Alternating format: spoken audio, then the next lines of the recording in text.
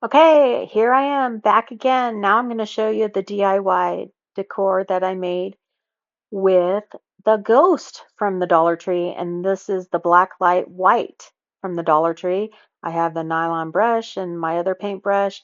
And this is a pack of the wooden ghost from the Dollar Tree. It comes with 8 pieces of twine, so you can hang it as gift tags. You can hang it as an ornament on a holiday tree if you have a Halloween one, and or you can make garland. So I'm going to make garland with mine, and I'm going to do something a little bit differently with these than I did with the jack-o'-lanterns, which I thought came out really cute. And I mean, you could even alternate these on the same garland piece with the jack-o'-lanterns.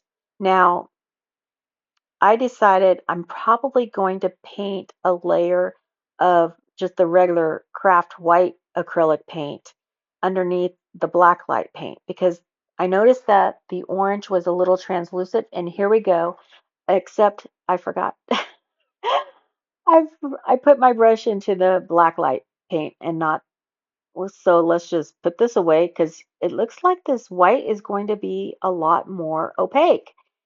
Is that the right word? Opaque? Yeah, so you don't have to, in fact, it looks like it's going to cover in one coat even. I mean, I might do two, but oh my gosh, this is a lot more pigmented with the white than it was with the orange. Okay, so we're going to stick with the white then. Okay, no problem. If I don't have to do as many coats as I did on the jack-o'-lanterns, that's awesome.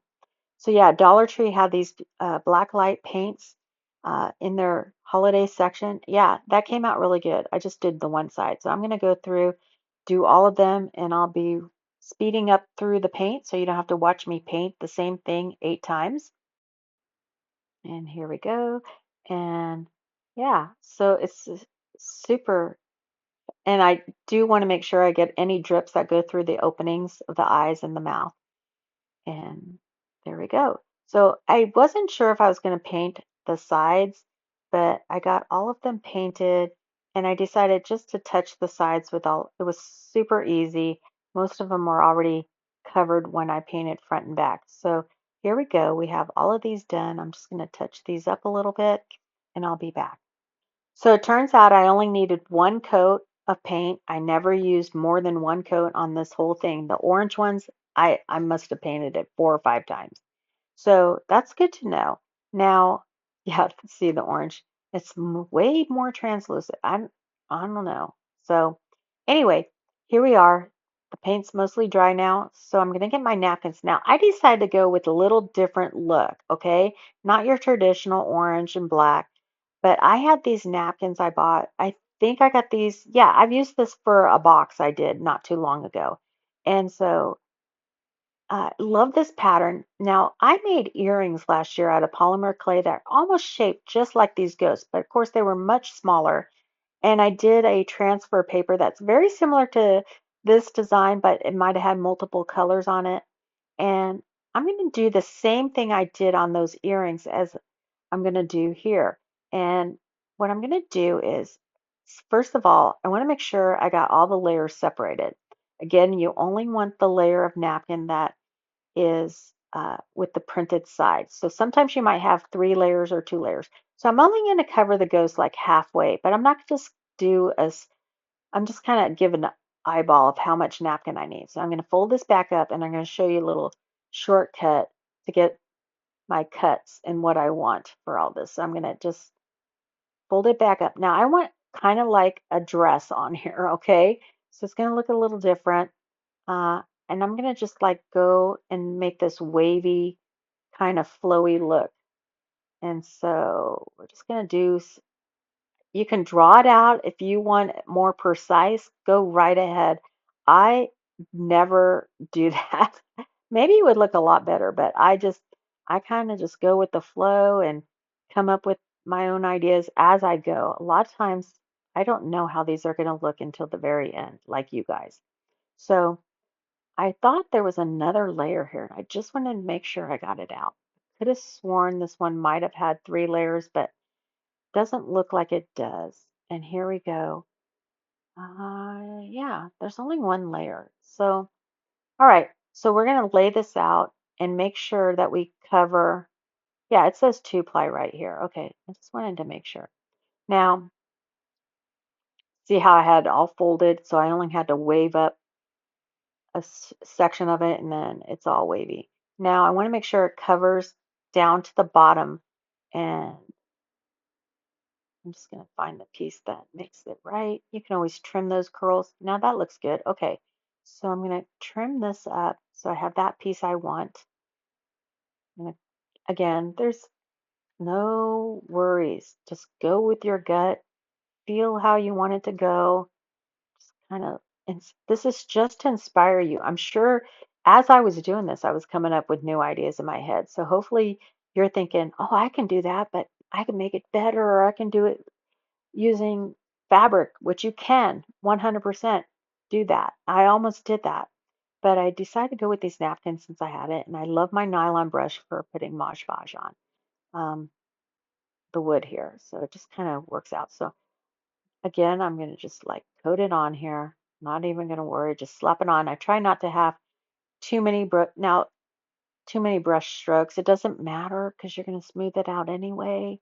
But if you're trying to not have brush strokes, that's awesome, but you would not want to use the nylon brush. And now I'm just patting this down.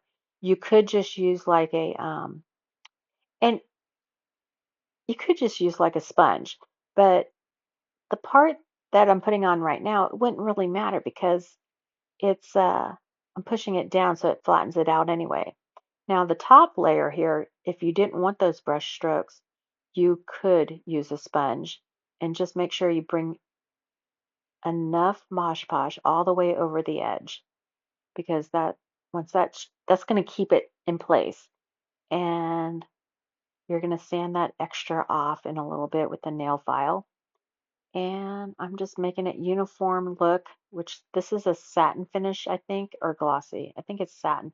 And I'm going to just brush this all the way over, make those edges really sealed down. But because I'm also going to cover, I think I'm going to do some resin on here. I might leave it the way it is. I'm not sure yet. So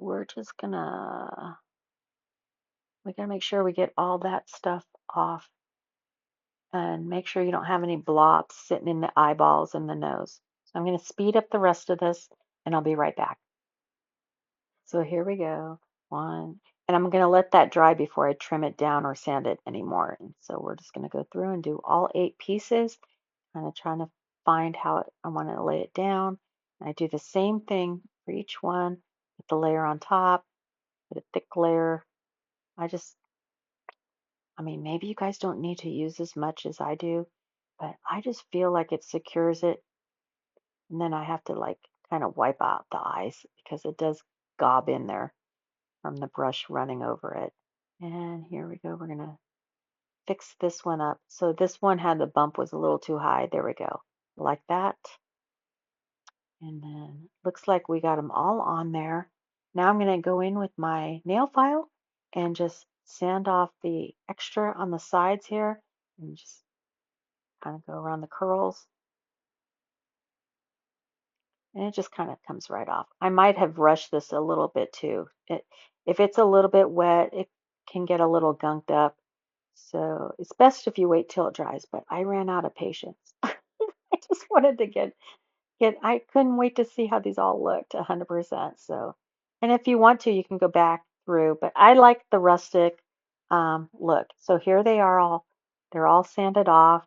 All the edges are done. And so I think this color combo with the ghost, it just looks so stinking cute to me. I don't know what is wrong with me. I like it. And no, it's not traditional to do it that way, but that's kind of like what I liked. And now I'm just going to feed the twines through and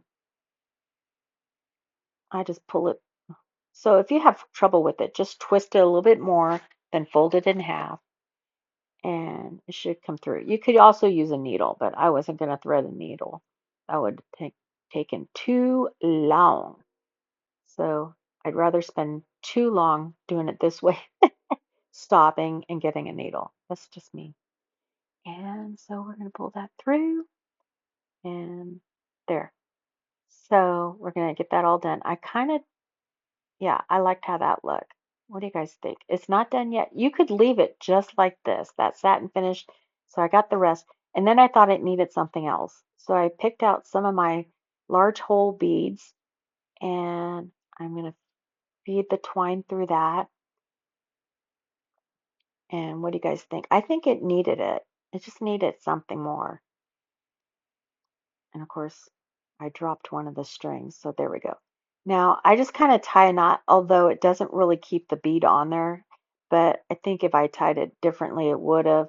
So there's different ways you can do it. But at this point, I don't really care because it's going to tie onto a garland anyway, and that will keep the bead in place. So I'm going to feed all these beads on. And I got a variety. They're all just slightly a little different than each other. I got a couple like cloudy white ones, and they're glass beads with the large holes. So we got that white one, and we'll get these all done, and I'll show you how we're going to hang this up. So we'll just feed these beads through and tie a little knot.